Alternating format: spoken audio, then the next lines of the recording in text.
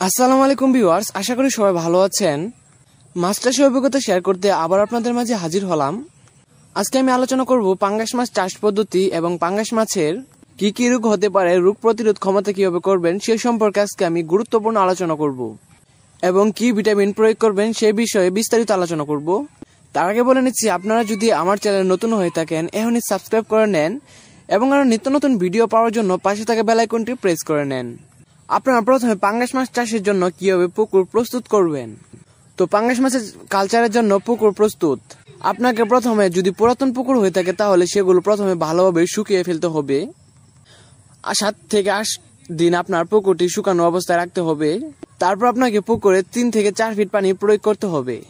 পুকুরে পানি দেওয়ার পর 2 থেকে 3 দিন পর 1 কেজি হারে চুন ছিটিয়ে দিতে হবে। চুন দেওয়ার পর প্রতি শতকে 100 গ্রাম ইউরিয়া ও 150 গ্রাম টিএসপি সার দিতে হবে।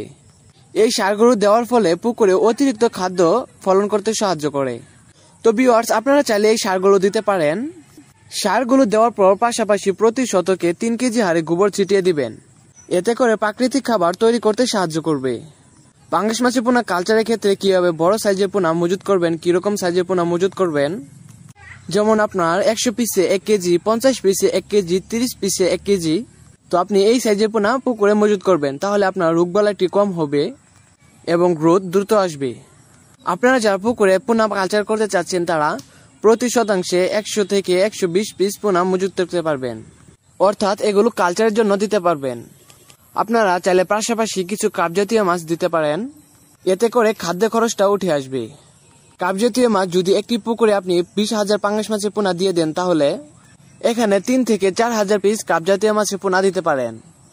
কাপ জাতীয় মাছের পোনা দিতে হবে কয়েক স্তরের, অর্থাৎ যে মাছগুলো উপরের স্তরে থাকে, মধ্য স্তরে থাকে এবং নিচের স্তরে থাকে, এমন কাপ জাতীয় মাছের পোনা আপনার পুকুরে দিতে পারবেন। বর্তমান বাংলাদেশে পাঙ্গাস মাছের চাহিদা খুবই বেশি। তবে পাঙ্গাস মাছ চাষে সফলতা হওয়ার জন্য পোনা মজুত করার পরপরই আপনাকে পরিমাণ মতো খাদ্য দিতে হবে। পূর্বে দেখা গেছে মুরগির লিটার দিয়ে পাঙ্গাস মাছের পোনা বড় করা হতো, যার ফলে এত চাহিদা ছিল না। কিন্তু বর্তমান সময়ে অরিজিনাল ফিড দিয়ে পাঙ্গাস মাছের পোনা বড় করা হয়, যার কারণে এই পাঙ্গাস মাছের পোনা বর্তমান সময়ে বেশ চাহিদা রয়েছে। প্রতি কেজি পাঙ্গাস মাছের পোনা বিক্রি করার সময় 110 থেকে 120 টাকা পর্যন্ত বিক্রি করার মূল্য পাওয়া যায়।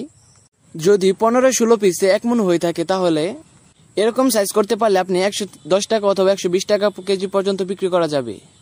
তো বুঝতেই পারতেছেন, তো এখানে লাভ রয়েছে। তো মাছ চাষী বন্ধুরা, আজকে ভিডিওটি এ পর্যন্ত। যদি আপনাদের ভিডিওটি ভালো লেগে থাকে এবং কোনো উপকারে আসে তাহলে অবশ্যই একটি সাবস্ক্রাইব করে দিবেন।